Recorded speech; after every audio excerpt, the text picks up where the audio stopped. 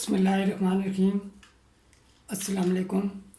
Hello guys, math dot cloud में welcome करता हूँ आपको। आज हम लेक्चर नंबर 9 पार्ट 1 स्टार्ट करेंगे। लेक्चर नंबर 9 जो होगा इसको मैंने 7 पार्ट्स में डिवाइड किया है, क्योंकि हर पार्ट में हम जो बीटा फंक्शन की डिफरेंट फॉर्म्स हैं उनको हम डिस्कस करेंगे। हर पार्ट में एक जो फॉर्म होगी उसे हम प्रूव करेंगे। प्रीवियस लेक्चर में हमने बीटा फंक्शन की डेफिनीशन और को डिस्कस किया था, और हमने ये शो किया था कि बीटा फंक्शन जो होता है वो एक सिमेट्रिकल फंक्शन होता है। तो आज के लेक्चर में हम जो बीटा फंक्शन की फॉर्म 1 है उसे हम प्रूव करेंगे। इसको प्रूव करने के लिए हमें डेफिनीशन की ज़रूरत पड़ेगी, और हम एट दी एंड जो सिमेट्री है बीटा फंक्शन की उसे यूज़ करेंगे। हम जो फॉर्म 1 है उसका प्रूफ स्टार्ट करते हैं। प्रूफ में हम स्टार्ट लेंगे डेफिनीशन से। By definition of beta function we know that BMN is equal to integral from 0 to 1 x raised to power m minus 1 minus x raised to power n minus 1 dx। इसे हम 1 क्या देते हैं। अब हम इसमें सब्स्टिट्यूशन करेंगे। सब्स्टिट्यूशन हम कुछ इस तरह की करेंगे कि put x is equal to 1/1 plus t। तो डिफरेंशियल लेंगे हम dx, ये हमारे पास आ जाएगा -1/1 plus t whole square dt।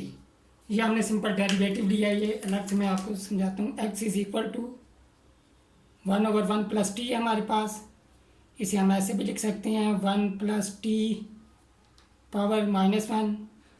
Derivative लें t के लिहाज से तो पावर रूल यूज़ होगा। 1 प्लस टी पावर में से एक कम, पावर -2 हो जाएगी। आप dt को दूसरी साइड पे शिफ्ट करें 1/1 प्लस टी स्क्वायर dt। तो हमने ये इस तरह से कैलकुलेट किया है। अब हम यहाँ पे हम जो लिमिट में चेंज आएगा उसे देखेंगे। When x is equal to 0, अगर x 0 हो, x यहाँ 0 पुट करेंगे तो t की वैल्यू क्या आएगी, इसे हम देखते हैं। यहाँ पे x is equal to 1/1 plus t है, तो हम रेसिप्रोकल लेंगे 1/x is equal to 1 plus t हो जाएगा। t की वैल्यू हमारे पास आएगी 1/x माइनस 1। जब हम x की जगह 0 पुट करेंगे 1/0 माइनस 1, और ये अनडिफाइन आ जाएगा, t इन्फिनिटी आ जाएगा इस केस में हमारे पास। Then t is equal to infinity. अब हम चेक करेंगे when x is equal to 1। अगर x 1 हो, जब यहाँ हम पुट करेंगे x 1 तो हमारे पास ये 1 हो जाएगा, या यहाँ पे हम पुट कर देते हैं ये 1 हो जाएगा हमारे पास। 1 minus 1 0, then t is equal to 0। अब ये हम फर्दर एक और सिंप्लीफिकेशन करेंगे। x की वैल्यू हम ये पुट करेंगे dx की जगह ये, और चेंज ऑफ लिमिट हमारे पास ये है। डेफिनीशन में 1 माइनस एक्स भी मौजूद है, तो हम अलग से 1 माइनस एक्स को भी कैलकुलेट करते हैं। 1 माइनस एक्स की जगह हमने सब्स्टिट्यूशन किया 1 प्लस टी, तो ये हमारे पास हो जाएगा 1 plus T minus 1 plus 1 minus 1 cancel out हो जाएंगे, तो हमारे पास 1 माइनस एक्स आ जाएगा t/1 प्लस टी। अब ये वैल्यूज़ हमने डेफिनीशन में पुट करनी है, तो हमारे पास 1 इम्प्लाइज 1 हमारे पास कुछ ये हो जाएगी BMN is equal to integral from. अब जब 0 था, x 0 था, हमारे पास इन्फिनिटी आया t, और जब x 1 था तो हमारे पास 0 आया। अब हम पुट करेंगे x की जगह इसकी वैल्यू। x की जगह हमारे पास आ जाएगा 1/1 plus t whole power n minus 1। 1 minus x की वैल्यू हमारे पास आई है जो यहाँ पुट करनी है, वह t/1 plus t whole raise power n minus 1। अब हमने dx की वैल्यू पुट करनी है, dx की वैल्यू हमारे पास है -1/1 plus t whole square dt। अब सिंपल हमने इनको कैलकुलेट करना है, सिंप्लीफाई करना है, तो ये हमारे पास हो जाएगा इंटीग्रल फ्रॉम, ये माइनस साइन बाहर आ जाएगा, minus to infinity to 0 1/1 plus t power m minus 1 t raise to power n minus 1 plus t power n minus 1/1 plus t whole square dt। अब डिनोमिनेटर में 1 प्लस टी, ये basis same है तो power add हो जाएंगी, power जब add होंगी हमारे पास m minus 1 plus n minus 1 plus 2 होगा, -1 माइनस 2 हो जाएगा और ये प्लस 2 के साथ कैंसिल, तो यहाँ हमारे पास m प्लस n रह जाएगा।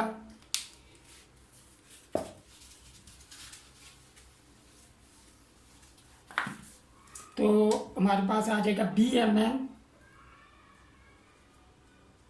इज इक्वल टू, अब यहाँ पे नेगेटिव साइन है। हम जानते हैं एक प्रॉपर्टी होती है डेफिनेट इंटीग्रल की कि integral from a to b f(x) dx ये इक्वल होता है minus integral from b to a। Limit का जो चेंज हो जाती है, अपर लिमिट लोअर लिमिट बन जाती है और जो लोअर लिमिट है वो अपर लिमिट बन जाती है जब हम नेगेटिव साइन इंट्रोड्यूस करवाते हैं।